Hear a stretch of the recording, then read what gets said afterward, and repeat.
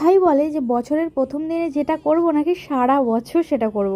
দ্বিতীয়বারের মতো আবার একটা নতুন ড্রেস পরে বরমশাইয়ের সাথে বেরিয়ে পড়েছিলাম আরামবাগ থেকে একটু আউটসাইড সন্ধ্যাবেলার ভ্রমণে। বরমশাই অফিস থেকে এসে আমাকে অ্যাজ ইউজুয়াল নিয়ে বেরিয়েছিল।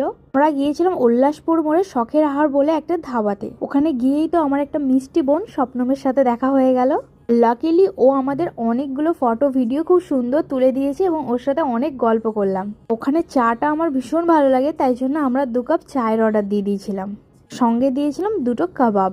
সকাল থেকে বাড়িতে এত খাওয়া দাওয়া করেছি তো কি হয়েছে, বাইরে এসে একটু খাবো না? ওই যে কথায় আছে না, আহারে বাহারে বাঙালি, এই নামটা তো বজায় রাখতে হবে, তাই না? নববর্ষের দিনটা ভালো ভালো খাবার, নতুন নতুন জামা কাপড় এবং ঘুরতে যাওয়ার মাধ্যম দিয়ে ভীষণ সুন্দরভাবে কাটিয়েছি। আপনারা নববর্ষ কিভাবে কাটিয়েছেন অবশ্যই কমেন্টে জানাবেন। আর আমার ব্লগগুলো যদি আপনাদের ভালো লাগে অবশ্যই like, comment, share and subscribe করে পাশে থাকবেন। সকলকে জানাই শুভ নববর্ষ। নতুন বছর যেন সকলের ভীষণ ভালো কাটে। তারপর ওখান থেকে বাড়ি ফিরে রাত্রে ডিনারটা সকলে মিলে করে বাপির হাতে মিষ্টিকে সকলকে বিদায় জানিয়ে শ্বশুর বাড়ির উদ্দেশ্যে রওনা হলাম। তাহলে আসি, দেখা হবে পরের ব্লগে। সকলেই ভালো থাকবেন, বাই।